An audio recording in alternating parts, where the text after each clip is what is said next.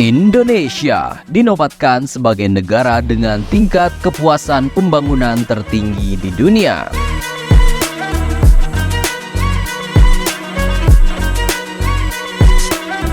Berdasarkan hasil survei yang dilakukan oleh Ipsos, 66% responden di Indonesia merasakan puas dengan pembangunan infrastruktur di tanah air. Persentase ini merupakan yang terbesar kedua di dunia setelah Singapura. Pembangunan infrastruktur menjadi salah satu hal yang penting bagi kemajuan suatu negara. Sebab pembangunan infrastruktur secara masif dan merata dapat memacu pertumbuhan ekonomi sehingga mengurangi pengangguran dan meningkatkan kesejahteraan masyarakat. Berdasarkan hasil survei Ipsos, Singapura menjadi negara yang penduduknya paling merasa puas dengan pembangunan infrastruktur. Tercatat ada 74% responden di negara Singa yang menyatakan hal tersebut. Indonesia tidak mau kalah, berada di posisi kedua dunia dengan 66% responden yang mengaku puas dengan pembangunan infrastruktur di tanah air. Posisi berikutnya diikuti oleh Belanda dengan 64% responden yang menyatakan hal serupa. Sebanyak 62% responden di India juga puas terhadap pembangunan infrastruktur di negaranya yang menjadikan India di posisi keempat. Kemudian responden yang puas dengan pembangunan infrastruktur negaranya yaitu di Thailand sebesar 52% atau berada di posisi 5 dunia. Ada pula 51% responden di Meksiko yang puas dengan hasil pembangunan infrastruktur di negaranya yang menjadikan Meksiko di posisi 6 dunia. Sedangkan responden di Chili dan Jepang yang memiliki pendapat serupa masing-masing sebanyak 49 dan 43%. Sebagai informasi, Ipsos menyelenggarakan survei ini dengan melibatkan 22.816 responden di 31 negara. Adapun periode survei dilakukan pada 26 Mei hingga 9 Juni 2023. Sementara itu, tingkat kepuasan global terhadap infrastruktur tidak menunjukkan tren yang cukup baik. Angka kepuasan terus mengalami penurunan sejak tahun 2020, yang saat itu merupakan tingkat kepuasan tertinggi selama 7 tahun. Tingkat kepuasan sebesar 43% mengalami degradasi bertahap hingga mencapai 38% di tahun 2023. Sebagai informasi, infrastruktur dalam laporan ini meliputi jaringan jalan raya, kereta api, dan udara, utilitas seperti energi dan air, broadband, serta komunikasi lainnya. Daya saing infrastruktur Singapura yang mencapai 95,4 poin sejalan dengan apa yang dirasakan oleh masyarakatnya. Hal ini dibuktikan dengan tingkat kepuasan infrastruktur yang dimiliki oleh Singapura cukup tinggi dengan persentase sebesar 74%.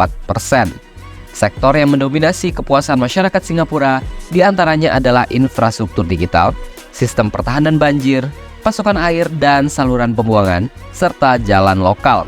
Sedangkan sebagian dari responden merasa puas dengan jalan utama atau jalan tol, infrastruktur kereta api, bandara, dan pasokan perumahan baru di Indonesia. Sementara di Belanda, kepuasan yang mencapai 64% didominasi oleh infrastruktur energi terbarukan yang ramah lingkungan. Sementara itu, 62% tingkat kepuasan masyarakat India berada pada sektor infrastruktur, teknologi pengisian electric vehicle atau kendaraan listrik. Infrastruktur yang unggul memang menjadi hal yang cukup krusial dan digadang-gadang akan memberikan peran bagi pertumbuhan ekonomi. Survei yang bekerjasama dengan Asosiasi Investor Infrastruktur Global ini menemukan bahwa rata-rata 69% negara global setuju bahwa investasi di bidang infrastruktur akan menciptakan lapangan kerja baru dan meningkatkan perekonomian. Oleh karena itu, untuk terus meningkatkan daya saing infrastruktur di Indonesia, pemerintah mengalokasikan anggaran infrastruktur sebesar 417,4 triliun rupiah pada tahun 2021. Jumlah tersebut merupakan penggelontoran dana terbesar dalam 6 tahun terakhir. Senada dengan hasil survei tersebut, mayoritas pelaku usaha di Indonesia menilai bahwa ketersediaan infrastruktur transportasi dan logistik di Indonesia sudah memadai. Berdasarkan hasil survei data indonesia.id, ada 64,9% responden dari kalangan dunia usaha yang sepakat dengan anggapan tersebut. Mayoritas pelaku usaha di Indonesia menilai ketersediaan infrastruktur transportasi dan logistik di Indonesia sudah memadai. Berdasarkan data survei data indonesia.id, ada 64,9% responden dari kalangan dunia usaha yang sepakat dengan anggapan tersebut. Secara rinci, ada 55,6% responden yang menyatakan setuju bahwa infrastruktur transportasi dan logistik di dalam negeri sudah memadai. Kemudian 9,3% responden sangat setuju terkait dengan pernyataan tersebut.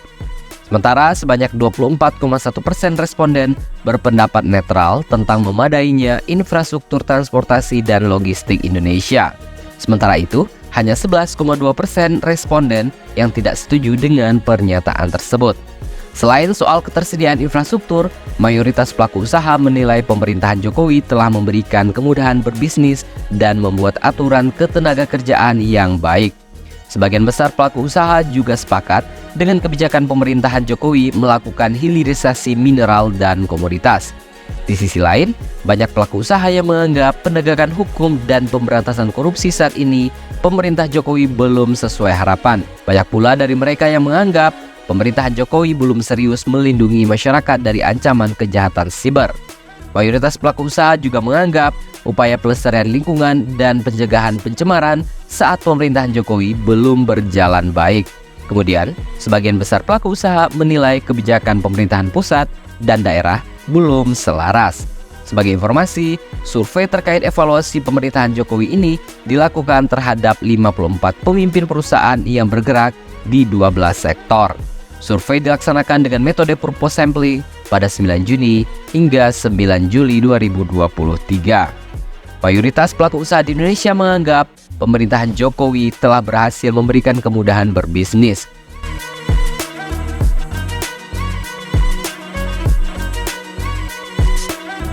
Wah, semakin jelas ya bahwa pembangunan yang telah dilakukan di Indonesia dalam satu dasawarsa terakhir ini sudah sangat banyak dirasakan manfaatnya oleh seluruh lapisan masyarakat Indonesia.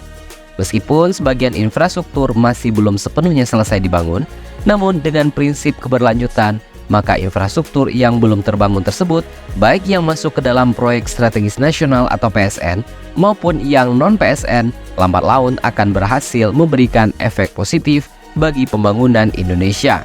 Dan tentu, rakyat dan kita semualah yang paling merasakan manfaat dan keuntungannya untuk jangka panjang. Jadi, bagaimana menurut pendapat Anda?